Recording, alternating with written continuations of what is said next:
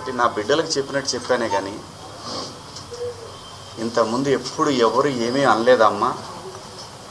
వాళ్ళ మీద మీరు ఇలాగే కంప్లైంట్లు ఇచ్చారా? జూమ్ మీటింగులు పెట్టుకొని మీలో మీరే ఏమ్మా పేర్లు పెట్టి అనగలను నేను, కానీ మీరు ఇబ్బంది పడకూడదు.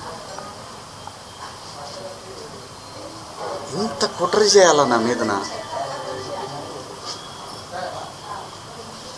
శివాజీ అనేవాడు సినిమా పబ్లిసిటీ కోసం అంత చిల్లరగా దిగజారుతాడా శివాజీ?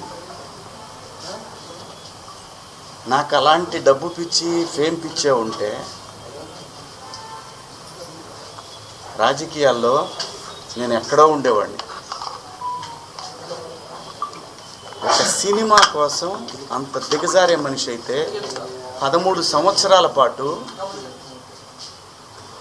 సినిమాకి దూరంగా జనం కోసం నిలబడేవాడినా. నాకు అనుకూలంగా ఉన్న గవర్నమెంట్లు వచ్చినా కూడా నేను ఏ రోజు పోయి ఒక పదవి అడగల. అది తెలంగాణలో అయినా ఆంధ్రాలో అయినా ఎక్కడైనా ప్రజల గురించి మాట్లాడాలనుకున్నాను తప్ప ఎవరు కుట్ర చేశారు, ఏం చేశారు, ఎలా చేశారు అనేది ఎప్పుడైనా ఊరికే మాట్లాడితే సరిపోదు. ఆధారాలు తీసుకుందాం, వాటికి సంబంధించి నేను మాట్లాడతాను. ధైర్యం ఉంటే నేను తప్పు చేశాను, శివాజీ దుర్మార్గుడు అని మీరు ప్రూవ్ చేయాలనుకుంటే మీకు వ్యవస్థలన్నీ తలుపులు తెరిచి ఉన్నాయి, రండి. కానీ దయచేసి నేను ఒకటే చెప్తున్నాను, ప్రపంచ వేదికల మీద ఒక 10 దేశాలు, ఒక 180 దేశాల ప్రజలు నిలబెట్టి, ఆడవాళ్ళని నిలబెట్టి, రిప్రజెంటేటివ్స్ అంటే ఒక శారీ కట్టుకున్న అమ్మాయిని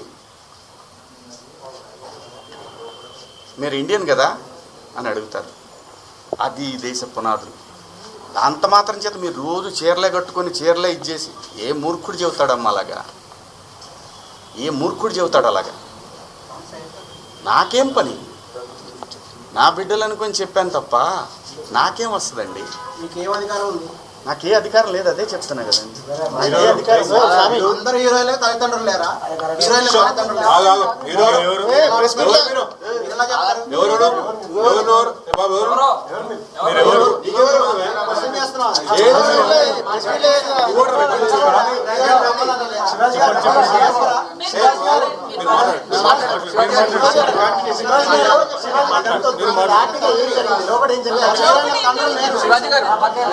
ఈ రోజుతో విచారణ ముగిసిందా?